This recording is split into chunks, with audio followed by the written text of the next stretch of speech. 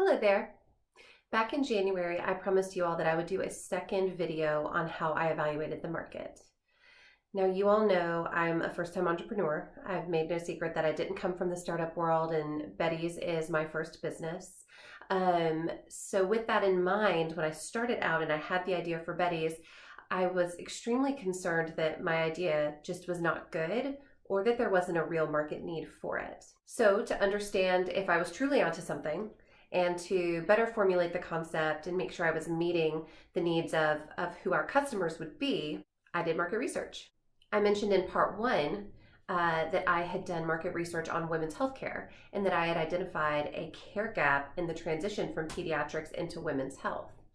With this understanding, the next thing I needed to know was how big is this niche market?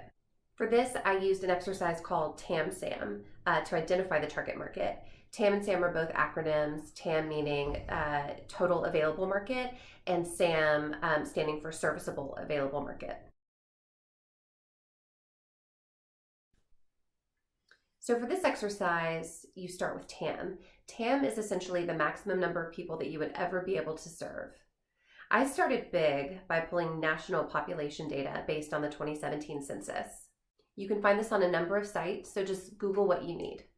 I then used this to create a master list that broke down women in our age range. 15 to 24 needing gynecological services was the need that I identified in my first set of research. So for this, I wanted to see, state by state, region by region, what did this look like? So I created this master list using the census data that broke it down.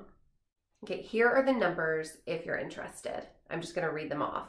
There are approximately 19.87 million women between the ages of 15 and 24 in the US. They make up 6.4% of the population. That percentage is pretty consistent in each region and each state, which I thought was kind of interesting. By having a national perspective that I could break down state by state, I was then able to go in and add additional information. One example is I was able to go in and add competitors in each state, well-known competitors, and see which states or which regions of the US were underserved. Now, this might not seem like it matters right now because it's important that I start with my one location, my MVP, my minimum viable product. However, it does inform my growth plans. And when I'm creating a model, I want that model to be scalable, and I want to have in the back of my mind, here is what I'm building this model to do and to be able to accomplish. So I enjoyed having that big perspective, that national perspective, but also understand the regions and how I might be able to service them as I build my MVP. So now that I had TAM, I needed to move on and find SAM. SAM is Serviceable Available Market, so I needed to include additional criteria that would help me understand, okay, is this particular part of the market serviceable? Betty's will be a brick and mortar space, a health boutique with clinical services. We will have some virtual offerings. However, it's important that we cultivate that more personal relationship with our customers. It's going to be really important for our brand. So for the market to be serviceable, they're going to have to be within a certain geographical range of our brick and mortar space. For location, we're starting in San Antonio, which is where I am. So we needed to look at the San Antonio market. I know that there are 109,000 women between the ages of 15 and 24 in the greater San Antonio area. And that is really what defines our Serviceable Available Market, our SAM. Once we get into additional detail, that's when we're actually getting into target market. So I've told you this is a TAM-SAM exercise. It's TAM-SAM target market. So that target market is where we're really figuring out, okay, who will we be able to serve best? Where are they located? What other criteria do we need? Because then we need to narrow the population down even more. I'm not going to list out all of the criteria that I use for target market just because I want to keep a few things to myself, but I will tell you a few of the criteria that I added as I was evaluating, what our target market would be and how we would best be able to serve them. A few things I looked at included, do they have commercial insurance? Walkability and transportation to be able to get to our location, and then saturation of the serviceable available market.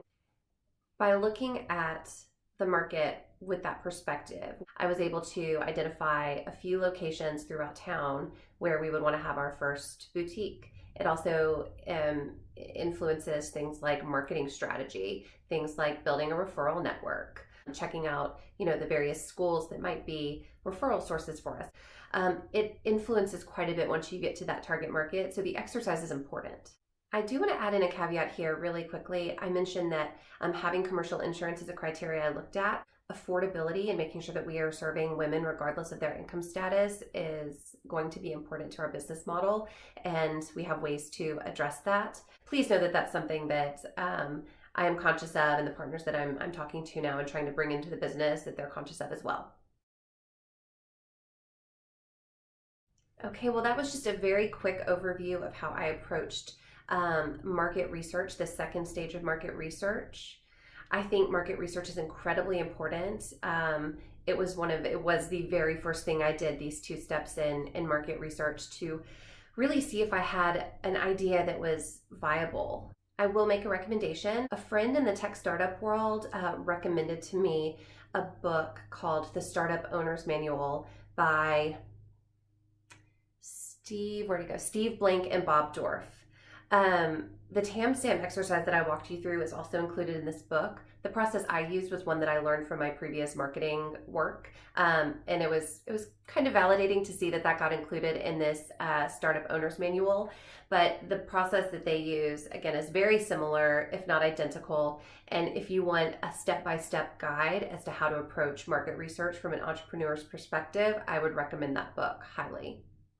So whether you're interested in Betty's specifically or interested in entrepreneurship, I hope you got something out of this video. I enjoy making these. Please hit me up in the comments. I'd appreciate it if you would like this video, share, subscribe to my channel, Building Betty's. I'm Jennifer Newell, and I will have another video up for you soon. Thanks for watching.